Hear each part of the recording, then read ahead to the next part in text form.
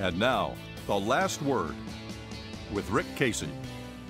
Mild-mannered San Antonio Congressman Lamar Smith faced some solid stiff-arming this week from the Attorneys General of Massachusetts and New York.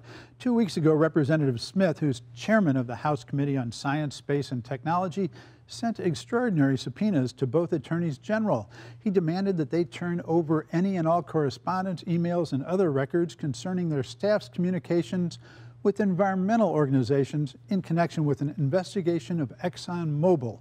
Tuesday, both Massachusetts AG Maura Healey and New York Attorney General Eric Schneiderman told Smith they had no intention of complying. Both AGs are investigating allegations that as early as 25 years ago, Exxon scientists knew and even published scientific papers acknowledging the role of fossil fuels in promoting possibly catastrophic climate change.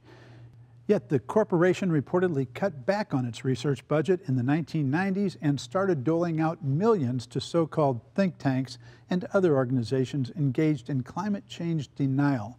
For example, according to a spokesman for the Chicago-based Heartland Institute, Exxon Mobil gave the self-described nonprofit research organization $736,500 between 1998 and 2006. A little bit about the Heartland Institute. Before taking up climate change denial, the Heartland Institute mainly focused on denying problems with big tobacco. One 1999 letter to a Philip Morris executive thanked the company for its support and asked for an increase because Heartland does many things that benefit Philip Morris's bottom line. A fun footnote, San Antonian Jeff Judson, who ran against State Representative Joe Strauss earlier this year, served on the Heartland Board of Directors for years and still is listed on its website as a senior fellow. The seriousness of Heartland's research and scientific discourse may be judged by its 2012 billboard argument against climate change. The billboard featured a scary photo of Unabomber Ted Kaczynski with the message, "I still believe in global warming. Do you?" The New York and Massachusetts Attorneys General are investigating whether Exxon, later Exxon Mobil, misled the public and their investors by downplaying the consequences of gasoline and other carbon fuels, despite the evidence presented by their own scientists. Exxon Mobil has denied the charge.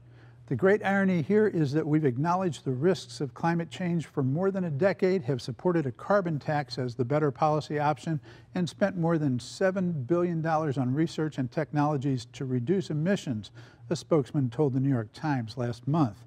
But the potential parallel to the tobacco companies who were found to have lied about the harms of tobacco despite what their scientists told them must concern Exxon Mobil. Lawsuits by states led to $246 billion in judgments against tobacco companies. Representative Smith denies he is riding to Exxon Mobil's rescue. He has accused the attorneys general of hiding their coordination with environmental groups. He said these groups seek to act under the color of law to persuade attorneys general to use their prosecutorial powers to stifle scientific discourse, intimidate private entities and individuals, and deprive them of their First Amendment rights and freedoms. Exxon Mobil, like tobacco companies before them, argue that their public statements on scientific matters are protected by the First Amendment. The attorneys general have responded that speech is protected, but fraud isn't. Ironically, Smith's accusation that states' investigations are intended to stifle scientific discourse echoes charges made against Smith himself. Last year, Smith geared up a committee investigation, including massive subpoenas of scientists at the National Oceanic and Atmospheric Administration after they published a paper in the journal Science rejecting the notion that global warming has slowed. Smith said a couple of whistleblowers said the study was rushed for political reasons. To the scientists and to some of Smith's congressional colleagues, the subpoenas were a fishing expedition and an act of intimidation. Apparently for Smith, scientists are suspect, corporations aren't. And that's it for Texas Week. See you next time.